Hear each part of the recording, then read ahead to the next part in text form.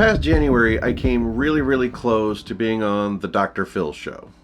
I had released my trailer for this documentary series I'm making, and within a few days, it caught the attention of one of the producers of the Dr. Phil show. They contacted me about doing an episode about the documentary and about the subject of the documentary, a guy named Matthew Burdick. After a week of going back and forth, I got a call on Friday, January 10th from the executive producer named Patrick, who said he was about to reach out to their stalker and try to convince him to do the show. He called me back about an hour and a half later, and he said that it turns out Burdick had been trying to get on the show since 2015. The next few weeks were a big back and forth. At one point, they canceled the episode because the lawyer stepped in and said he had threatened to do something to me on the show. And so the lawyer said they're not going to risk it putting us in a room together if they didn't know what he was going to do. Eventually, it was on and off again a few more times, and then they asked me to do an audition video specifically for Dr. Phil McGraw himself. On Tuesday, January 21st, I got a random phone call from a young woman in New York. She had just been harassed by Matthew Burdick the night before and that same day.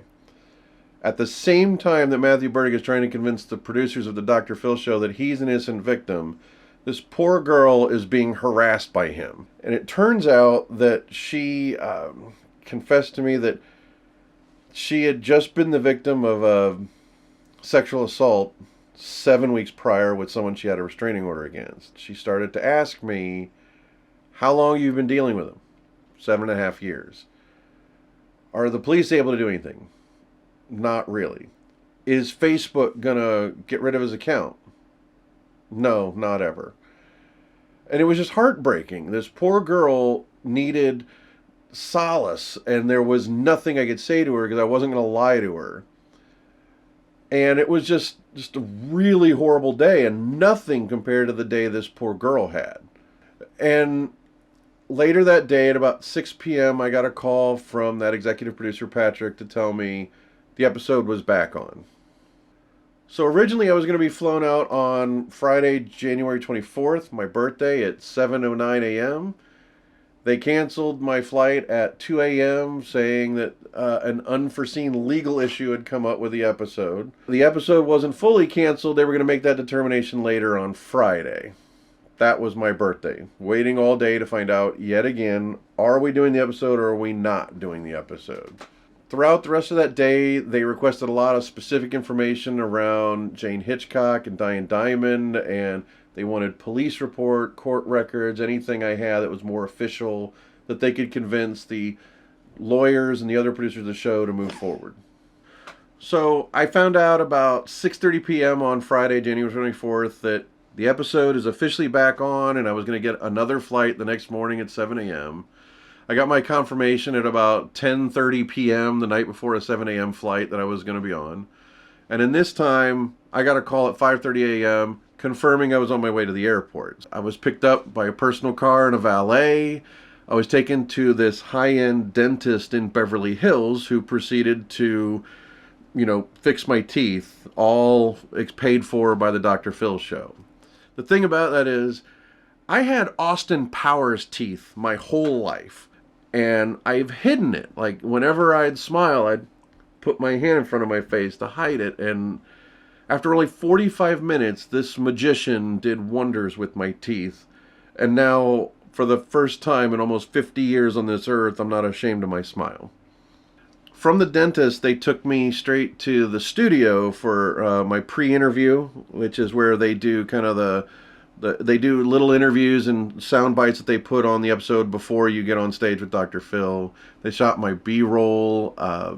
While I'm sitting there after the makeup chair, there was a little bit of time, and I had my laptop, and I was checking in with some of my friends, and I wasn't just there for me. I wasn't just there representing myself. I was there for all these people, and I was wondering, am I worthy of that? Am I worthy of all this treatment of being put up in a nice hotel?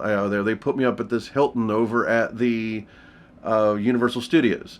They, a nice suite with, money for food every day, and they were treating me like a star. Right as I was finishing up, I met one of the other victims, Jane Hitchcock, who she's a cyber harassment expert, nationally known We've been talking about this same guy for about 7 years, and we had never met. Well, we've talked on the phone, we've done email, and it was a real cathartic, amazing moment that for about 2 minutes we said hello, hugged, and right, near the Hollywood sign, do I deserve any of this? And I was starting to come to a realization that maybe I do. Maybe for the first time in my life, I'm working on a project that isn't about me, that isn't about my ego. It's telling a story about other people. It was about something bigger than me.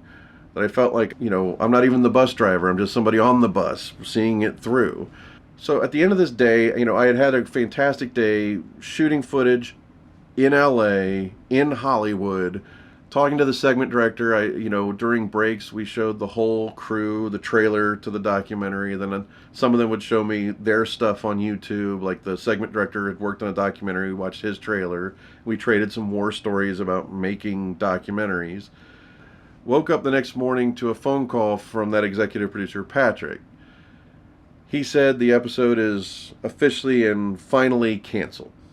He said there were a lot of issues that Mr. Burdick was having on the set. He apparently had problems at the same dentist I had gone to. He had problem with all the drivers. At one point, somebody had apparently dumped him off on the side of the street, according to them. They said that he had really insulted the hair and makeup people. He insulted the director. He had all kinds of problems, and this is all according to them. I didn't witness any of that, but that's what they said. And so these people all went directly to Dr. Phil, who said, "Nobody who treats my staff that way gets on television." That's the exact quote that was given to me. It was separately given to Jane. It was separately given to Diane Dimond. We all heard the same story. I basically had this as a free vacation. Jane and I went to Disneyland together. I got to see the new Galaxy's Edge Star Wars park. And, the first movie I ever saw in a movie theater was Star Wars in 1977 when I was 5 years old. I have this tradition that every time I'm in Los Angeles, I put my feet in the Pacific Ocean.